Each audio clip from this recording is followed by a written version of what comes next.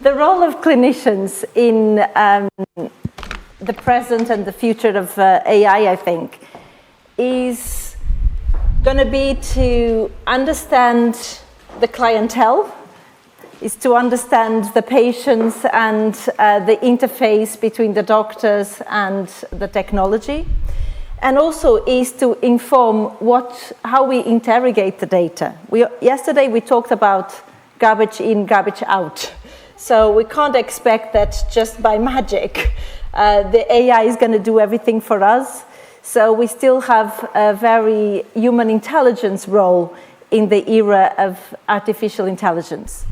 So the question today was how neonatal biodata can inform CTG interpretation. And one of the things that is very dear to me is that this MDT, multidisciplinary approach to understand the same patient. For obstetricians, 10 minutes after birth, and we wash our hands. So cord pH and APGARs, maybe plus or minus went to the neonatal unit, and we are done. And most of the things and the outputs that we have seen yesterday, because it's the limitations of big data sometimes, is actually we don't have much beyond that.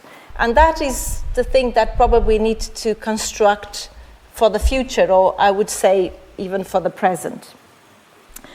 So yesterday, Professor Arul talked about the work in the 70s and the work of Myers and his experiments with primates and how the types of hypoxia, how they would inflict the hypoxia in the animals will lead to a specific pattern of brain injury, and that would lead to a specific type of cerebral palsy.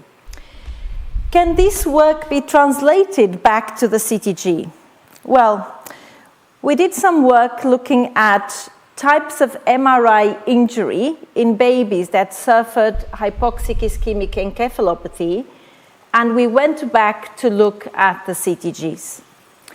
Now, we didn't look from normal, suspicious, pathological, or three-tier classification as the Americans and the Canadians use, but we use the CTG interpretation using types of hypoxia. So it's small data, it's not big data. It's the work of 1 year of babies admitted to the neonatal unit with suspected hypoxic encephalopathy, and 24 of them had MRI. And out of those, we actually looked at the ones that have MRI injury, because as we seen yesterday, most babies that are born with low pH or that go to the unit, even with a normal pH and encephalopathy, are going to have no injury. Now, the neonatologists had already done the long-term outcome, and we also talked yesterday about not only the pH, but the SARNET score. And from the MRI perspective, we used Mary Rutherford MRI classification, and there was some questionnaires for the parents to look into outcomes beyond the neonatal period to up to 2 to 3 years of age. So we look back on the CTGs. There were 2 operators, 2 obstetricians trained in physiological CTG interpretation. So we classified it in types of hypoxia. And we were blind to the type of MRI injury. So we didn't know if the baby had injury or not. We knew, of course, that the baby was admitted to the neonatal unit. So this is a very special cohort. And for those that are not so comfortable with this concept of types of hypoxia on the CTG, what am I talking about? So, depending on the intensity of the hypoxic stress and how long it has been happening, we can see patterns on the CTG that we then classify in types of hypoxia. So we know that if the hypoxic stress is probably of low intensity but high duration, we are talking about babies that come already compromised. We call it chronic hypoxia. And those we should identify at the start. So there's the ones that the Fit for Labor checklist or the app is trying to capture. Those come with usually a slightly higher baseline, they have reduced variability, and they do not have decels, or if they have them, they are shallow. Then you have the evolving hypoxia, where the baby starts with a compensated stage. Yes, there are repetitive decels, but it's still with a stable baseline normal variability, so this baby is using coping mechanisms. Turning then to a decompensated stage if we have reduced variability in between the decelerations, or we call it subacute hypoxia if the baby spends more time decelerating than at the baseline. And because the number of cases were small, and because these two come very frequently together, we clustered the evolving hypoxia and the subacute hypoxia in the same group 2. And finally, we have the babies that have a sentinel event or an acute accident, and they have a prolonged deceleration leading to a bradycardia. So these are examples of the CTGs from the study, and you can see A is a chronic hypoxia baby, B is a subacute hypoxia baby, and C is an acute hypoxia incident. From the MRI perspective, there was 3 patterns that the MRIs were classified into or clustered into. Was the basal ganglia injury, the watershed or peripheral injury, and the global HIE with multiple sides of the brain are affected. What have we seen despite the very small numbers? They match so nicely with the types of hypoxia with the types of MRI injury. So if you look at group 3, remember group 3 was the acute hypoxic incidents. They were the basal ganglia injury. If you look at group 2 was the babies that go through labor in a journey of evolving hypoxia that becomes decompensated or subacute. So those are the ones that have time to redistribute. So what is the MRI injury seen mostly in these babies is the watershed. Because if you had 2 vascular territories that are losing pressure, what is happening is that those areas that are the ones that are going to be affected. And finally, group 1 was a little bit of a mix, and we know that.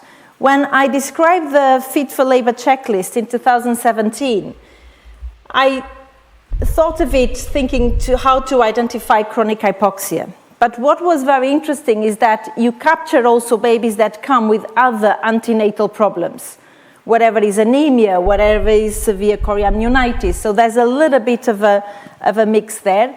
But the interesting thing is that all the babies with global HIE were the ones in group 1, the ones that came already compromised with chronic hypoxia. And this is just a representation. So basal ganglia is the active metabolic part of the brain. So if you have a sudden power cut in your energy to the brain, these are the areas that are going to be affected. If you have an evolving hypoxia through the hours of labor that come to a decompensated stage, they tend to have the watershed injury. And babies with chronic hypoxia are at a higher risk of this global injury. When it came to long-term outcomes, the numbers were too small to raise any significant conclusions, but we have seen that the proportion of babies with severe neurodevelopment problems were the ones that came already compromised. And those are the ones that hopefully Antonia's Fit for Labor app will help to also identify. So there was although those babies were a smaller proportion, they were the ones that were mostly affected.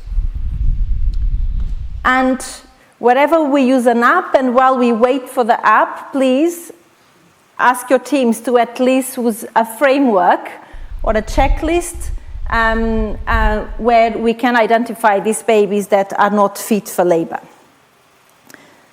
An example from my team, Primip, not low risk because she had diabetes and she was on insulin to control her diabetes. She came with reduced fetal movements at 36 weeks and 4 days. She had a CTG that was normal, as you see, met criteria, dose regimen was used, and she was well, so she was sent home. And she came a few days later with reduced fetal movements again, and you can see how the CTG changed. This CTG, any CTG, needs to have a context, because if the same CTG was not in the context of reduced fetal movements, not in labor, not in pain, no bleeding, no fever, no ketoacidosis, it would be a different scenario. So babies or moms that have, for instance, ketoacidosis from diabetes can have transfer of acid to the baby, and the baby can look quite similar to this one. But in this context, with this CTG, this is chronic hypoxia, and we know this baby is not fit for labor. You are not surprised that if it's like this, I hope most teams don't need, a checklist or an app, that we are able to recognize it, but a cesarean section was done timely. A baby was well grown on the 30th centile. The pH was normal, as we expect in chronic hypoxia. And despite that, that baby did very, very unwell. And the MRI showed a global HIE. So when we come to this, we are late already. So there's still things that we need to think how we can identify these babies in between these two episodes. But that's for another lecture. So for this, we concluded acute incidence, acute hypoxia, basal ganglia.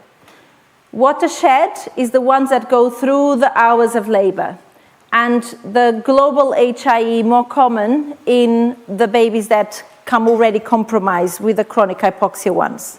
And I'm not saying that this, remember, this is a very small cohort of babies that had MRI injury. Yeah, you have babies with HIE, which the MRI is not going to show any injury. Now, we know that the autonomic nervous system is what is the key thing for understanding CTG and for babies to use that resource as a compensation or a coping mechanism to hypoxia in labor. So we drill also a little bit into cycling. And Professor Arul yesterday also talked about cycling. And he even showed very old CTGs with very beautiful cycling. So I was very impressed with his presentation and his examples. So cycling is a normal behavioral state that we can recognize on the CTG because there's periods of non-REM sleep, non-rapid eye movement sleep, or deep sleep, where the variability is reduced at a normal baseline. Remember, we don't sleep tachycardic. And that then changes to a normal variability with accelerations in an active state. What did we learn from the neonates? Do they look at cycling? Well, there's interesting data that corresponds also to our understanding of the CTGs. The active versus quiet sleep in neonates.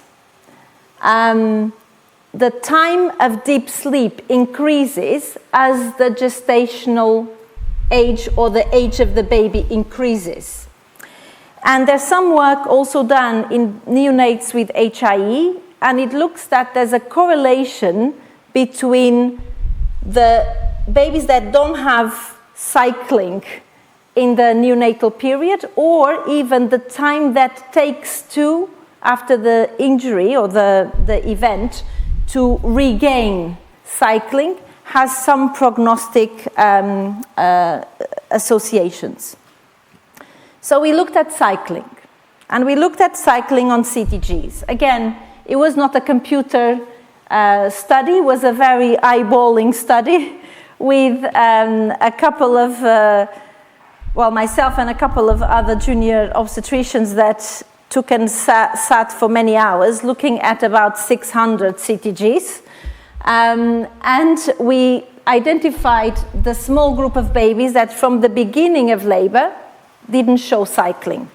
The CTG looked in many cases otherwise normal for some of them, but there was not this transition between sleeping, deep sleep, and active sleep.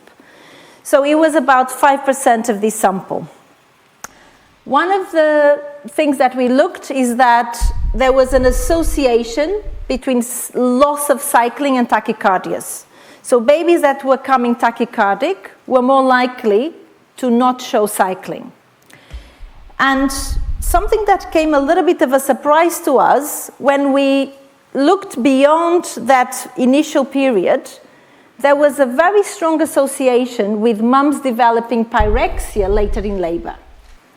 So unfortunately, we didn't have the placentas for this baby, so we couldn't confirm, the association with placental histopathology of chorioamnionitis, but it looked like that there was some association between lack of cycling and not necessarily a hypoxic pathway, but an inflammation pathway. And again, interestingly, if we compare the babies that showed cycling and the ones that didn't, the ones that didn't show cycling, they were more likely to have low APGARs, they were more likely to be admitted to the neonatal unit, but there was no difference in their pHs.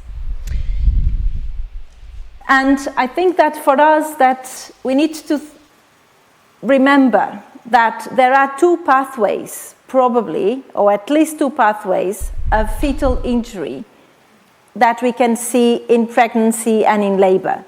One is the hypoxic one, and there's been so much focus on decelerations because that's how the baby responds to hypoxia in labor, and so little thought about inflammation, chorioamnionitis, etc., where babies don't usually show us decelerations, or at least not repetitive decelerations. They go more a pathway of tachycardias, lack of cycling, etc. As far as I know, so far, the guidelines that are looking into types of hypoxia and chorioamnionitis is the ones that are drilled in physiology, and we call them physiological CTG guidelines. And I'm very happy that ST analysis has incorporated this into the fetal ECG and the ST segment analysis. So when we think again how we're going to interrogate the data, it's important that we think what are we asking on how are we training our AI systems.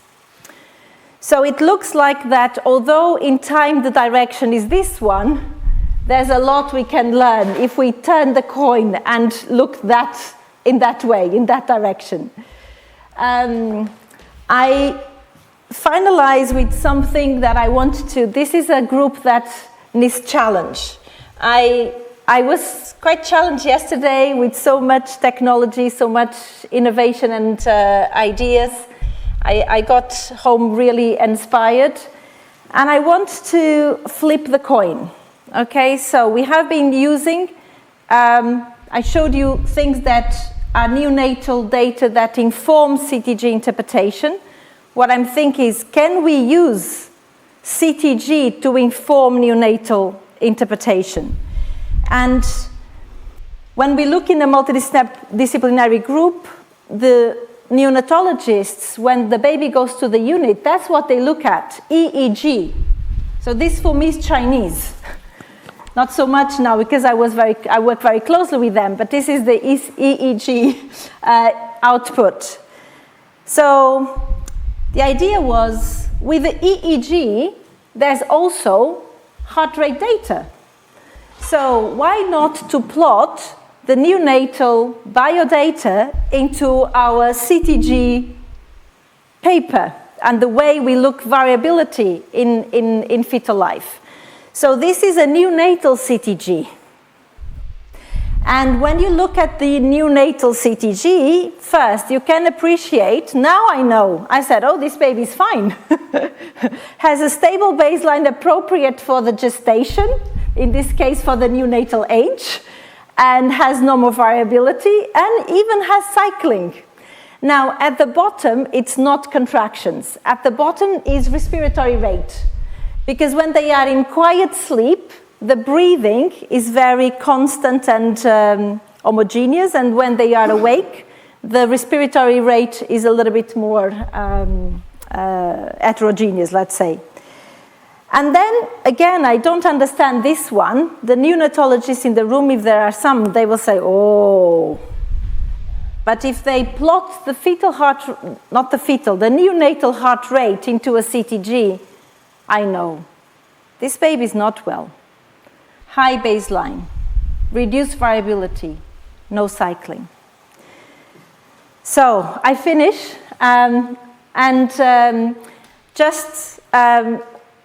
if for those that are working with clinicians, if you want to download a few flashcards for the clinicians to use on the labor ward to identify types of hypoxia, please feel free to do it.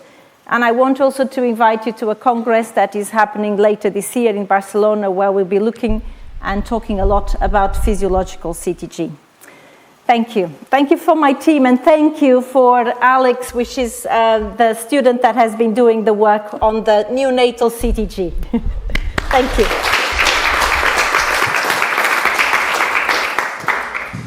So thank you, Susana. It was excellent as ever. So we have time for 2 questions. So just lift up your hand. Thank you, Susana, for all the work you've been doing for so much years.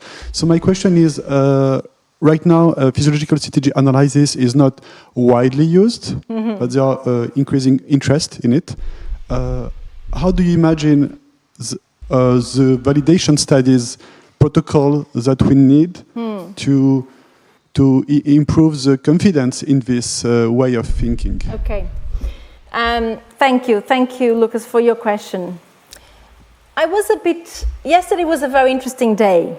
I was very puzzled because Professor Arul's presentation, showing the data and the studies from the 70s, from the 80s, from the 90s, he talked about types of hypoxia. Have you seen the CTGs and how he classified? And I'm puzzled that we are 30 years down the line and we are still calling tier 1, 2, and 3 and normal suspicious pathological, and then we put it into the AI and comes something that makes no sense. And so you are correct. How can we do it? There's 2 things that I see. One is the change. We don't need only to learn. We need also to unlearn. And that is one of the things that probably is more difficult for humans. More than learning is unlearning. What is the difficulty? But I'm very enthusiastic for the future, because as we get big data, and as we get big data with high quality data, that hopefully doesn't stop only at 10 minutes, and we are not obsessed with pH. That does not tell us the story. Otherwise, garbage in, garbage out. So I think that there will be something that is AI big data related, but I also think that the power of real data is very important, and I think that real data sometimes is underestimated. What I mean for real data, quality improvement type of data. What was before? What happened after you introduce a new thing? And this is what I think that we have been less good at. Thank you. Thank you for your presentation. So I'm interested in the distribution of MRI pattern. Yeah. So would you mind, I might have missed, but could you please tell us the severity of injury or severity of HIE? Okay, so for this, so let me show you the cohort. So this is a group of babies that most of them were cooled. So they had severe HIE, but as we seen yesterday, from the babies, let me put something that makes sense. From the babies that had HIE, the majority of them will have a normal MRI. So then we drill to the ones that have abnormal MRIs. Because for babies that come with a picture suggestive of chronic hypoxia, not all will have a global HIE. Some actually deliver and they are well. They don't have any injury that we can appreciate on MRI.